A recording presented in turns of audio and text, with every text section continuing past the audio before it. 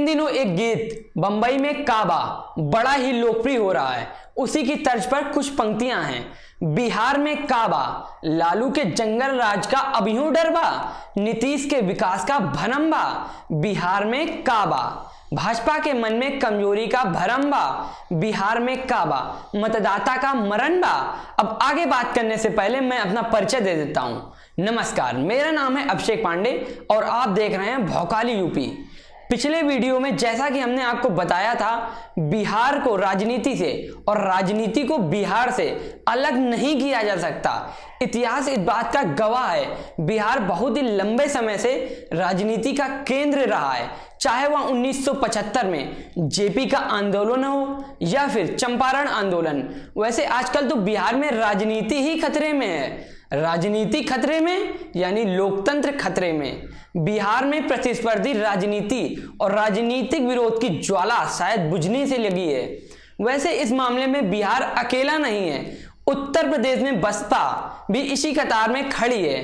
बिहार में राष्ट्रीय जनता दल और उत्तर प्रदेश में बसपा बंद गली में आखिरी मकान सी हो गई है तो और भी राज्य, पर राज्य को छोड़िए, राष्ट्रीय स्तर पर अगर बात करें तो कांग्रेस का हाल इससे भी बुरा है, जिसका कारण है कि कांग्रेस के गांधी परिवार को कोई दूसरा गेर लगाना ही नहीं आता। वो वामपंथी दल या फिर साफ शब्दों में कहें गुंडागर्दी वाले सफेद चोले वाले नेता जो कहते थे सत्ता बंदूक की नली से निकलती है, तो अब उनकी बंदूक ही नहीं दिखाई दे रही है।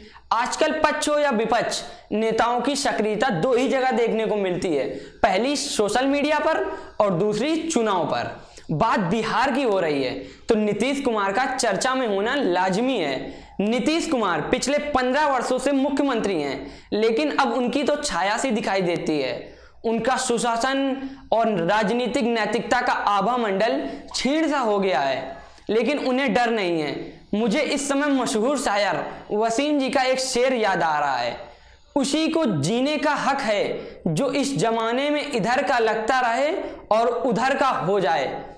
आप तो समझ ही गए होंगे नीतीश बाबू को अब कौन बात का डर बा, अब तो मोदी के संग बा। इसमें एक ही शर्त है, बिहार के राजा वही रहेंगे।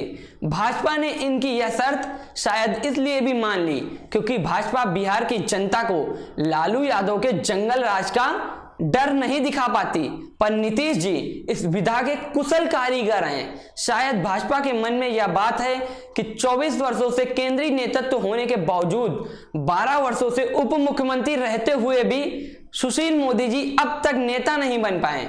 राष्ट्रीय जनतांत्रिक गठबंधन की चुनाव में जीत और फिर से सरकार बनवाने में सबसे ज्यादा मेहनत तो तेजस्वी यादव कर रहे हैं। तेजस्वी को लगता है माता पिता की धन संपदा की ही तरह पार्टी भी उनकी पैतृक संपत्ति है, इसलिए वह दोनों हाथों से लुटा रहे हैं। बिहार में मतदाता बड़ी ही दुविधा में है। नया पुल बना नहीं और जो बने भी हैं उद्घाटन के पहले ही गिरे जा रहे हैं, और पुराने पुल कब ढह जाएंगे कहना मुश्किल है।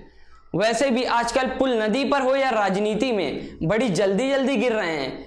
किसी भी राज्य में और खास तौर से बिहार में ऐसा पहली बार हो रहा है जब सत्तारूढ़ गठबंधन को चुनाव हारने का कोई डर नहीं है।